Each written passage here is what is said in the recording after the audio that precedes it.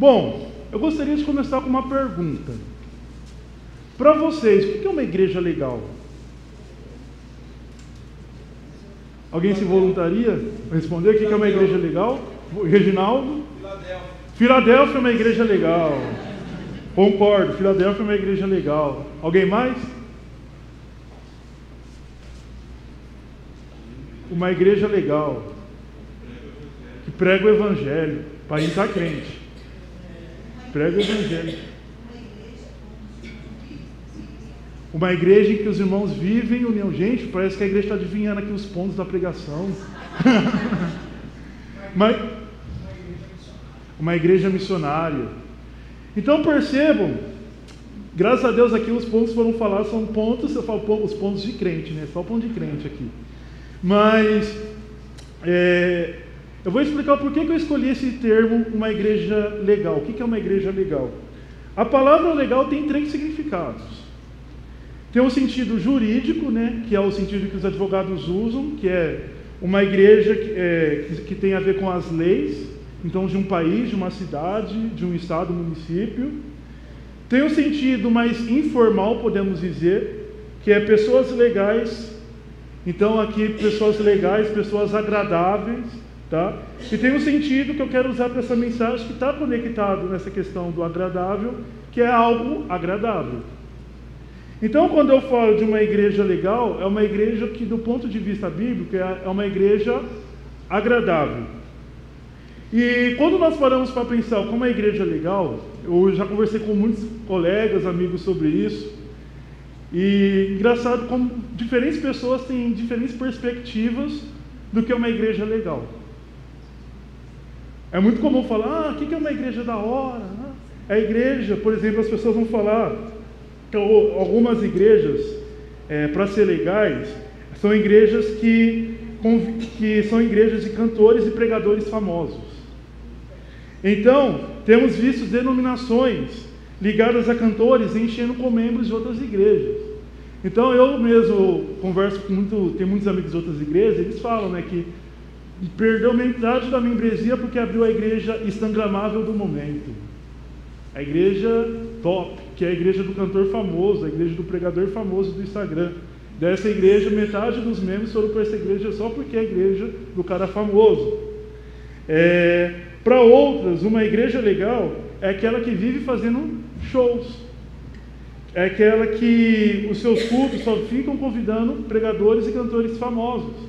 Então, se não tiver um cantor, pregador famoso, se tiver, por exemplo, o professor Jonas falando, não vai no culto. Porque tem que ser o cara famoso. Se for o Hugo, não vai no culto. Tem que ser o pregador famoso com 1 milhão de seguidores no Instagram. Para alguns, a igreja legal é isso. Por quê? Porque elas visam encher os seus cultos somente convidando pessoas famosas. Aqueles que pensam que uma programação é essencial para ser uma igreja legal. Então, o que importa é somente a programação da igreja. Se a igreja tem uma programação boa, uma igreja ativa, essa é uma igreja legal. Não estou falando aqui que uma igreja não deve ter programação. Graças a Deus a nossa igreja tem programação. Mas tem pessoas que só veem a programação e esquecem o restante para ser considerado uma igreja legal. Então, para elas, desde que haja movimentos na igreja, está tudo certo. Há outro tipo, aqueles que acham que uma igreja legal, tem isso até hoje, tá, irmãos? Gente que acha que uma igreja legal é a igreja que não prega a palavra de Deus. Tem hoje, viu? Igreja que acha que igreja legal é a igreja que não prega a palavra, que não prega a salvação, que não prega arrependimento. Transforma a igreja somente num agente social, mas sem Deus. Prega o reino de Deus, não o reino de Deus, um reino humano, materialista nesse mundo, mas sem Deus. Então percebam que quando perguntamos o que é uma igreja legal, as pessoas têm diferentes perspectivas. Essa pergunta que eu fiz para vocês, se a gente sair na rua, né? Tem aquelas páginas agora que as pessoas saem na rua, quem é Jesus para você? Ficar perguntando. Se a gente perguntar então para as pessoas o que é uma igreja legal, elas vão dar várias dessas definições que eu estou dando aqui para vocês. Então percebam que as pessoas têm diferentes perspectivas sobre o que é uma igreja legal. Mas segundo a Bíblia, o que é uma igreja legal? Alexa, projeta aí para mim. Minha esposa é Alexa, amor, está na multimídia. 1 Coríntios 2:2. Vamos ler? Tem aí o texto? Vamos ler juntos, irmãos? Pois decidi que enquanto estivesse com vocês, me esqueceria de tudo, exceto de Jesus Cristo, aquele que foi crucificado. Primeiro ponto é, uma igreja legal, ela é centrada em Jesus Cristo.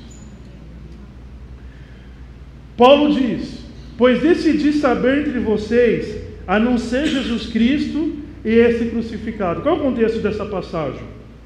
Nesse versículo, Paulo estava dialogando ali com os cristãos na cidade de Coríntio, uma cidade corintiana,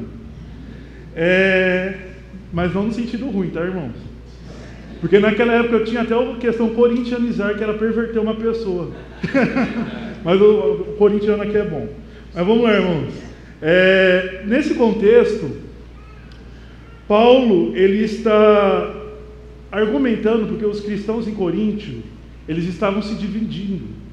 Então tinha uns que estavam falando, eu sou de Pedro, eu sou de Paulo, eu sou de Apolo, e outros falavam, os mais crentes falavam, eu sou de Jesus.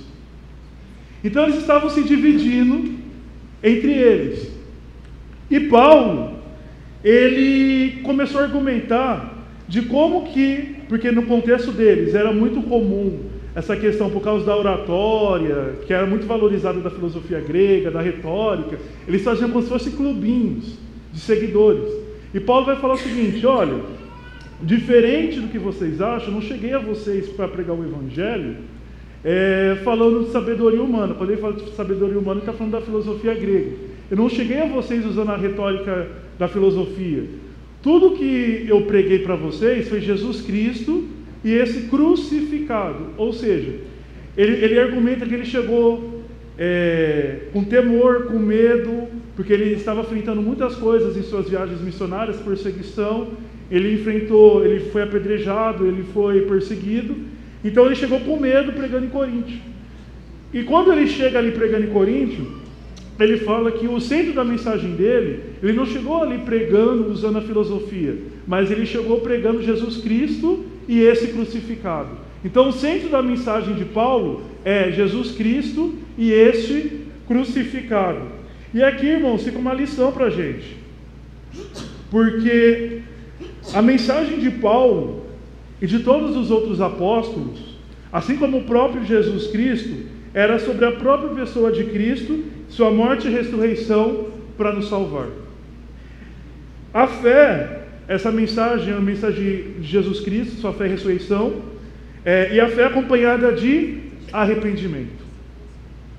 Vivemos uma época em que as igrejas não pregam mais sobre Jesus Cristo e esse crucificado. Muitas igrejas, quando eu falo as igrejas, tem muitas igrejas sérias, mas infelizmente tem outras que não pregam Jesus Cristo e esse crucificado.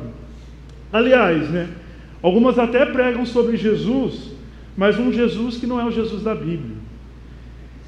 Pregam, por exemplo, um Jesus da teologia da Xuxa. Já viram? Jesus da teologia da Xuxa? Tem aquela musiquinha, tudo que eu quiser, o homem lá de cima vai me dar. Então prega esse Jesus, o Jesus da Xuxa, que é o Jesus materialista. O Jesus gênio da lâmpada mágica. Aquele cara que, teologia da prosperidade, Tudo que eu quiser, Jesus vai me dar. Então se eu quiser o carro do ano, Jesus vai me dar. Se eu quiser a casa de valor tal, Jesus vai me dar. Se eu quiser uma promoção no trabalho, Jesus vai me dar. Então tudo que eu quiser, a teologia fala, o homem lá de cima vai me dar. Há igrejas que pregam, por exemplo, também um Jesus liberal. E isso é muito perigoso, tá, irmãos? Porque o que é o Jesus liberal? Há uns 3 séculos atrás, surgiu lá na Europa uma teologia chamada teologia liberal, que impactou e até hoje impacta algumas igrejas na Europa e até mesmo no Brasil. Nós temos alguns pregadores aí na mídia pregando esse tipo de Jesus. Que eles vão falar o seguinte, que não aconteceram os milagres bíblicos. Então, por exemplo, quando eu estava na faculdade, eu lembro que eu tive um professor, não foi no seminário, foi na faculdade, tá? que ele estava estudando para ser padre, daí ele falou que se desiludiu com o cristianismo e que ele dava cristologia aqui na PUC. E olha o que ele pregava, ele falava assim, não sei por que ele foi inventado de falar de Jesus, que Jesus não andou sobre as águas, mas é uma parábola que nós devemos atravessar as dificuldades da vida. Então, a teologia liberal ela vai ser a teologia que vai tirar tudo o que é sobrenatural das Escrituras. Ela vai falar, por exemplo, vai negar a ressurreição de Jesus, vai falar que Jesus não ressuscitou dos mortos, vai falar que os milagres bíblicos não aconteceram, vai falar que não pode pregar sobre arrependimento, não pode pregar sobre céu, inferno, nada disso. A gente tem que pregar somente que Jesus é o mestre moral de paz e amor. Então isso que é a teologia liberal. Tem um livro que se chama Fé na Era do Ceticismo, o escritor Tim Keller, ele fala que quando ele foi abrir uma igreja ali em Nova York, que aconteceu? Alguns pastores ali dessa teologia falaram, não é popular aqui pregar sobre Jesus assim não. Tem que pregar que Jesus é um agente social, tem que pregar que Jesus foi um mestre de moral, uma pessoa que a gente deve seguir, mas a gente não pode pregar que Jesus é um Jesus Senhor, é um Jesus que ressuscitou dos mortos, é um Jesus que salva pecadores. Porque, aliás, essa ideia de pecado não existe, eles vão falar isso daí. E há um outro extremo, que é o extremo oposto da teologia liberal, que é o Jesus legalista. Quem já viu alguma igreja pregar um Jesus legalista? O Jesus legalista é aquelas igrejas que vão pregar assim, que não vão pregar a graça de Jesus, que Jesus perdoa os pecadores, que Jesus restaura. São igrejas que vão pregar, por exemplo, que os membros devem obedecer uma série de regras, né? Eu já vi pessoas falar, vou mudar para a igreja tal, porque na igreja tal tem doutrina. Quando falo doutrina, não é porque prega a Bíblia, prega a divindade de Jesus, prega a ressurreição de Jesus. Não, fala que essa igreja é uma igreja boa, porque a doutrina ali são tradições humanas, né? Infelizmente, no contexto brasileiro, a gente tem algumas dessas igrejas que são igrejas legalistas, né? Então os membros, por exemplo, não pode cortar cabelo, né? Não pode tirar barba, não pode usar bermuda, não pode ir no futebol, não pode torcer para um time, não pode nada disso.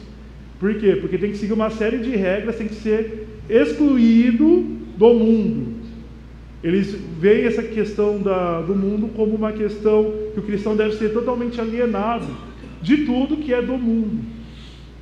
E daí quando uma pessoa erra nessas igrejas, o que acontece com essa pessoa? É excluída do rol de membros. Ela é perseguida, ela é exposta, muitas vezes, né?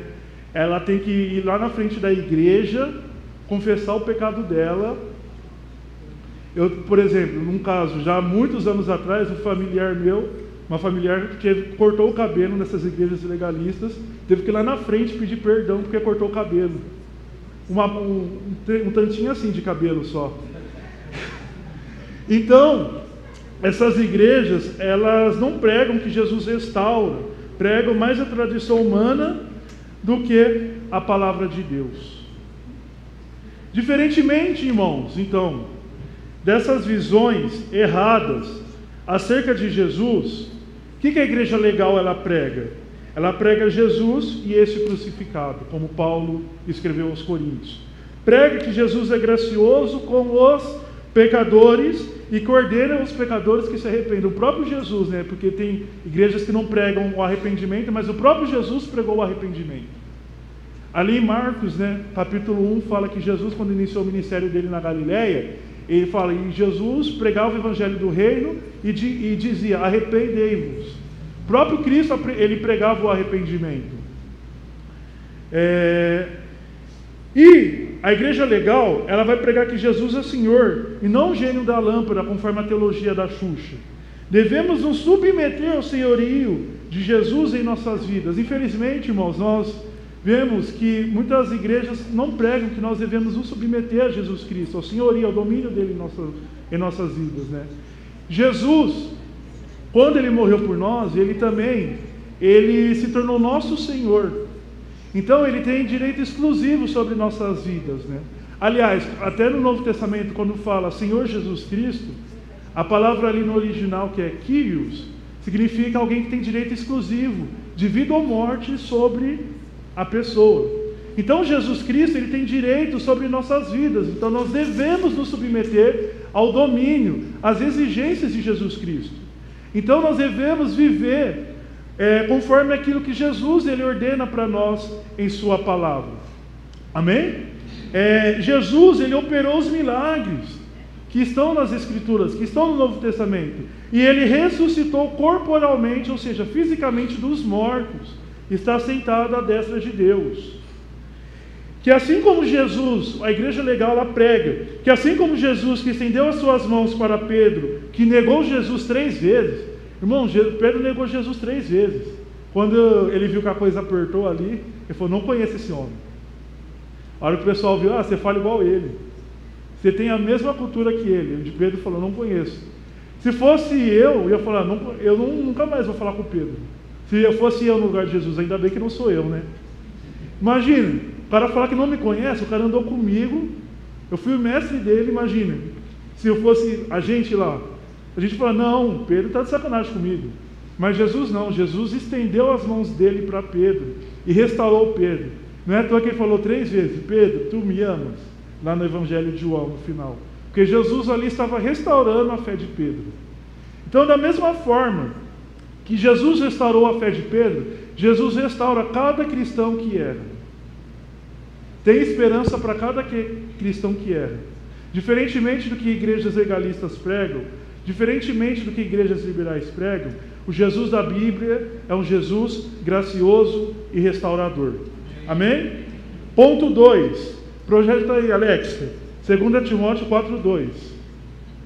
Vamos lá, irmãos. Pregue a palavra, esteja preparado, quer a ocasião seja favorável, quer não. Corrija, repreenda e encoraja com paciência e bom ensino. Bom, então Paulo, ele escreveu também, pregue a palavra, esteja preparado a tempo e fora de tempo. Na tradução Nova Versão Transformadora, a NVT, vai traduzir, pregue a palavra, esteja preparado, quer o tempo seja bom ou seja ruim. Então Paulo aqui, ele orienta o seu filho na fé, Timóteo, a pregar a palavra em todo o tempo. Paulo, essa carta aqui foi a última carta que Paulo escreveu. Então foi a despedida de Paulo, podemos dizer assim, né? Ele estava preso e acabou morrendo decapitado. E antes de morrer ele escreveu essa carta para Timóteo. Ele escreveu 2 cartas para Timóteo. E aqui ele orienta Timóteo a pregar então a palavra, quer a ocasião fosse boa, quer não. Então uma igreja legal, irmãos, é uma igreja que prega a palavra de Deus com fidelidade. Nem todas as igrejas hoje têm pregado a palavra de Deus, mas têm enchido seus púlpitos com distorções da palavra. Então nós temos visto aí, infelizmente na mídia, né, muitas igrejas que têm distorcido a palavra de Deus e pregado distorções da palavra, né? Inventares, capítulo 4, verso 5, por exemplo, tem inventado pregações aí, colocando textos na Bíblia que a Bíblia não diz. E há igrejas que, ao invés de pregar a palavra de Deus, pregam mensagens de autoajuda, a chamada teologia coaching. Quem já ouviu falar da teologia coaching? Teologia coaching é o seguinte, não, é um pouco parecido com Jesus da teologia da Xuxa, né? Jesus, então, é um mestre que você deve imitar para você ter sucesso no seu trabalho, no sentido de prosperar. Então, isso é que a teologia coaching vai pregar. E só vão pregar textos, né, que aludem ao sucesso terreno. Então, não vão pregar, por exemplo, textos que falam de confronto, textos que falam de restauração, textos que falam de mudança de vida. Não, vão pregar somente sucesso terreno. E essa mensagem, infelizmente, tem influenciado muitas pessoas que têm se enviesado por esse caminho, de achar que Jesus, que o Evangelho, que a palavra de Deus, só prega sucesso terreno, sendo que a Bíblia prega o contrário. Jesus, ele disse, né? No mundo tereis aflições, mas tende bom ânimo. Quando fala de sucesso, o cristão, irmãos, infelizmente o cristão está sujeito a demissão no trabalho. Não é só sucesso, porque a gente sabe que o mundo é injusto. Às vezes foi porque o cristão errou mesmo, às vezes foi uma injustiça. Mas a Bíblia ela ensina que o cristão está sujeito a passar por essas dificuldades na vida. Há igrejas que o pregador sobe no púlpito, por exemplo, despreparado. Muitas vezes mal preparou o sermão, porque não valoriza a palavra de Deus. Achando que Deus vai revelar na hora. Quem já viu essas igrejas? Acha que Deus vai revelar na hora. Então o pregador chega aqui, eu chego aqui, fala, Deus me revela o que o Senhor quer falar com a igreja. Daí na hora lá. Daí já acontece que nem uma vez, caso de família, né, irmãos? Uma vez meu pai foi numa igreja, que ele estava contando para mim, ele foi só de curioso para ver, né? Quando ele era jovem, né? E a mulher que foi pregar, ela falou que recebeu a mensagem de Deus na hora. Imagina a tragédia. E daí a pregadora falou assim: irmãos, hoje as mulheres, era 1990, ele falou. Hoje as mulheres querem dirigir, quer tirar carta, mas não, vai pilotar fogão. Assim, irmãos, para vocês terem ideia. Então, acontecem essas tragédias que nós vemos aí, né? Pregador mirim,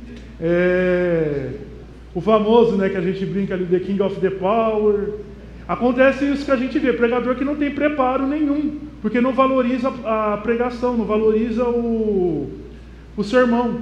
Igrejas sérias, elas valorizam a preparação da mensagem. Por exemplo, é costume na tradição batista o pregador passar a semana inteira estudando a palavra que vai pregar.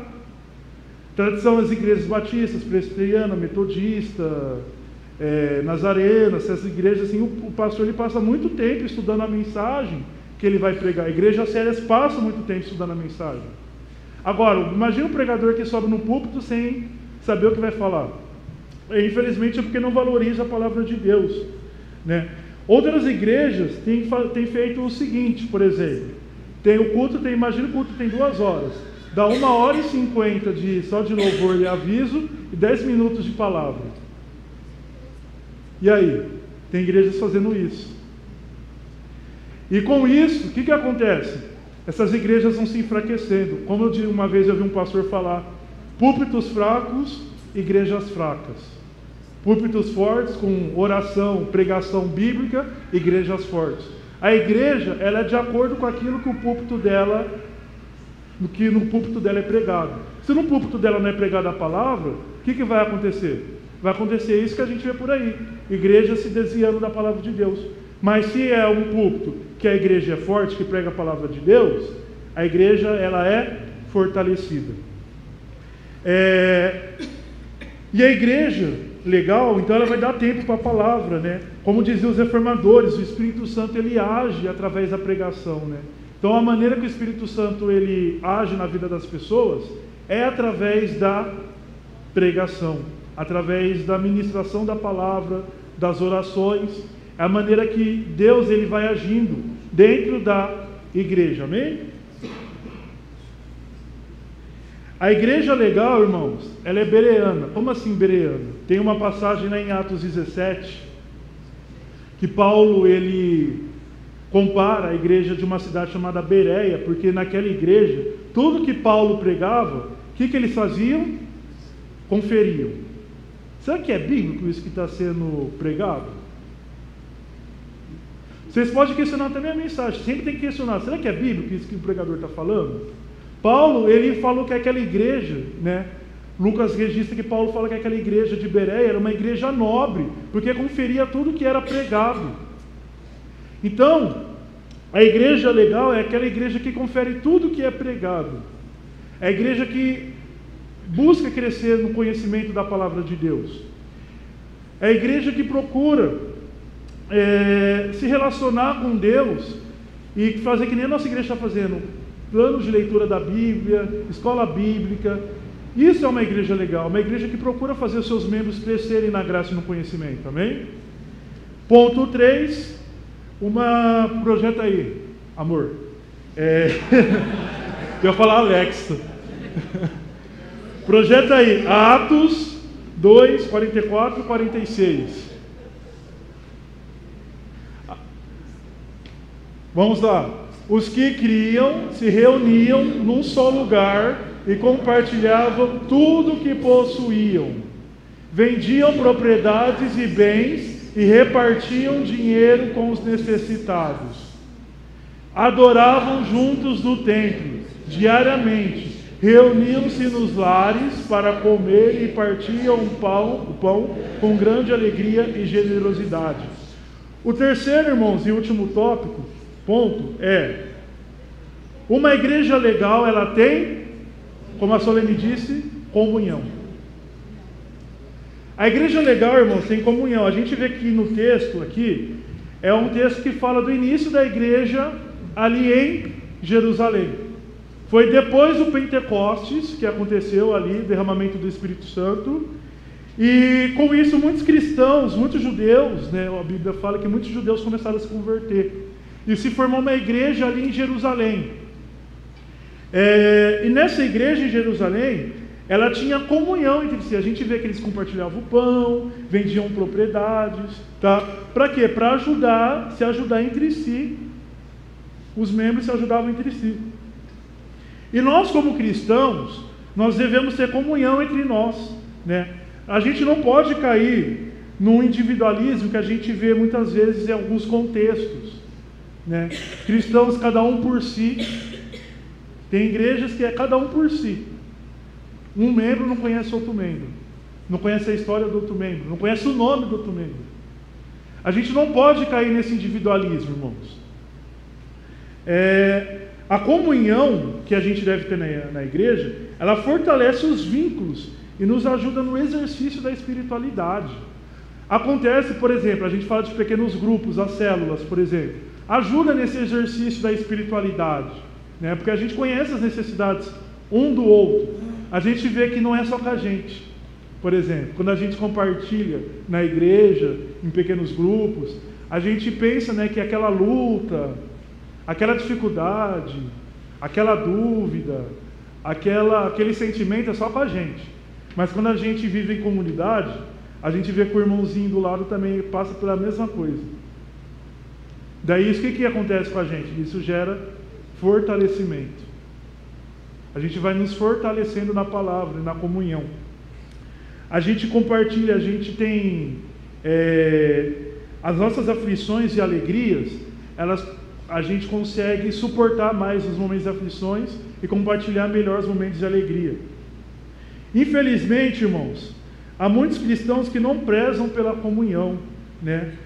A gente vê alguns contextos, muitas megas igrejas que tem no Brasil, não somente no Brasil, mas no mundo, né, também nos Estados Unidos. O que acontece? Muitas pessoas vão para aquelas igrejas por quê? Porque ali ninguém vai saber o nome delas. Vão para aquela igreja porque ali ninguém vai saber a história delas. Vão para aquela igreja porque ali ninguém vai confrontar elas. Porque muitas vezes quer viver num pecado de estimação. Daí, acontece que esses cristãos que ficam isolados, é como se fosse uma manada de zebras. Já viram aqueles vídeos, manada de zebra, de búfalo? O que acontece? Eu já vi esses vídeos, daí o leão, por exemplo, quando ele vai caçar, o leão ele não vai na manada. E quem que o leão vai? Na zebra, no búfalo, que está isolado. Por quê? Eu já vi um vídeo uma vez que o leão ele estava indo na manada, veio os outros búfalos e começaram a tentar chifrar o leão. Ou seja, eles conseguiram se defender. E por que eu estou falando isso, irmãos? Porque o apóstolo Pedro, ele fala que o diabo é como um leão, procurando quem ele pode tragar. Então, quando eu falo que O cristão, esse cristão isolado, individualista, que não quer que as pessoas conheçam o seu nome, não quer se relacionar na igreja, é como essa zebra, é porque ele está se isolando e com isso possibilitando que ele caia nas armadilhas do diabo. Mas se ele vive em comunidade, é que nem uma manada de zebra, irmãos. Vem o leão, vem a outra zebra, dá uma patada no leão, se não for suficiente, vem outro, dá outra patada, se o búfalo vem dar uma chifrada, mas no final das contas, todo mundo se ajuda nas tentações um do outro. Então, irmãos, se esforce para se relacionar na igreja. Se você, por exemplo, é um desses cristãos que não gosta de se relacionar, se relacione. Às vezes é um desafio, mas se relacione. Conheça os seus irmãos, conheça os seus nomes, faça questão de conhecer suas histórias, suas necessidades. Não se isole, permita ser pastoreado, permita ser confrontado. Amém? Então, para concluir, irmãos, os 3 pontos. Uma igreja legal é uma igreja que é centrada em Jesus Cristo. 1 Coríntios 2:2. Uma igreja legal é uma igreja que prega a palavra de Deus. 2 Timóteo 4:2. E uma igreja legal é uma igreja que tem comunhão. Amém?